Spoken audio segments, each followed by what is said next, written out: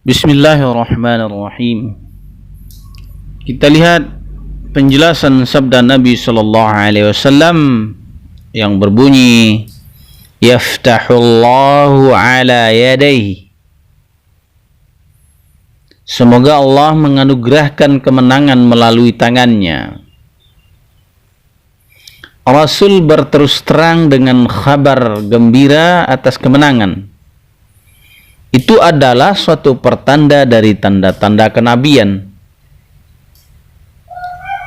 Kemudian sabda Nabi, fabatan nasu yadukuna lailatahum. Maka semalam suntuk orang-orang pun memperbincangkan. Orang-orang di sini maksudnya adalah para sahabat radhiyallahu anhum ajmain.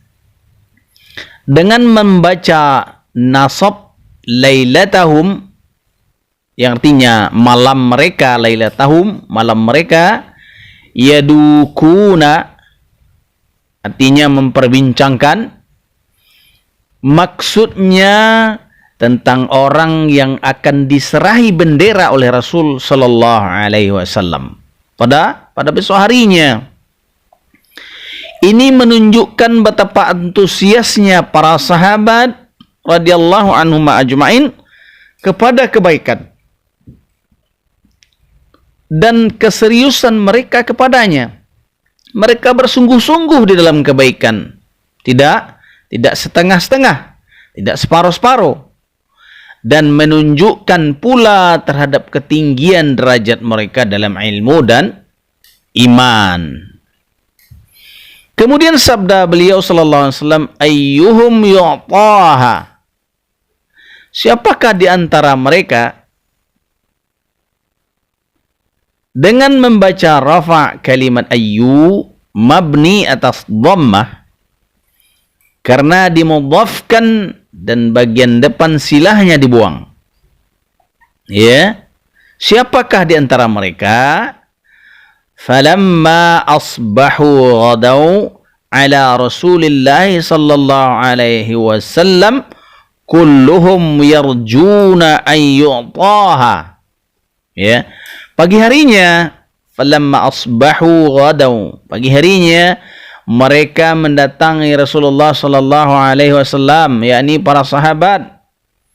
Mereka mendatangi Rasulullah sallallahu alaihi wasallam masing-masing berharap untuk diserahi bendera tersebut. Nah, ini begitu besarnya harapan para sahabat terhadap kebaikan yang akan diberikan oleh Rasulullah sallallahu alaihi wasallam. Dalam riwayat Abu Hurairah yang diriwayatkan Muslim, Umar berkata, aku tidak ingin mendapatkan tugas kecuali pada hari itu. Kata Umar radhiyallahu anhu. Syekhul Islam Ibn Taimiyah rahimahullah ta'ala mengatakan, sesungguhnya itu adalah kesaksian Nabi SAW untuk Ali tentang imannya secara batin dan zahir. Secara batin dan zahir.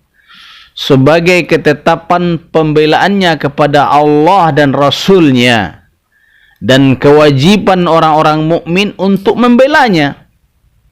Jika Nabi sallallahu alaihi wasallam bersaksi untuk orang tertentu dengan suatu kesaksian atau mendoakannya, maka banyak orang yang ingin mendapatkan kesaksian dan doa itu. Meskipun Nabi memberi kesaksian untuk banyak orang dan berdoa untuk banyak orang pula. Hal ini seperti kesaksian dengan surga untuk Thabit bin Qais. Ya. Nabi SAW bersabda kepadanya, ia adalah termasuk ahli surga. Dalam hadis yang panjang, ketika Thabit duduk di rumahnya dengan sedih ketika diturunkannya ayat, hai orang-orang yang beriman, janganlah kamu meninggikan suaramu lebih dari suara Nabi. Dan janganlah kamu berkata kepadanya dengan suara yang keras, sebagaimana kerasnya suara sebagian kamu terhadap sebagian yang lain. Supaya tidak dihapus pahala amalmu. sedangkan kamu tidak mengetahui. Al-Hujurat 2. Thabit adalah orang yang bersuara keras. Ia berkata, akulah yang mengeraskan suara. Hadis riwayat Ahmad jilid 3 halaman 137 dan riwayat Muslim dalam bab iman hadis 187. Kemudian yang dialami oleh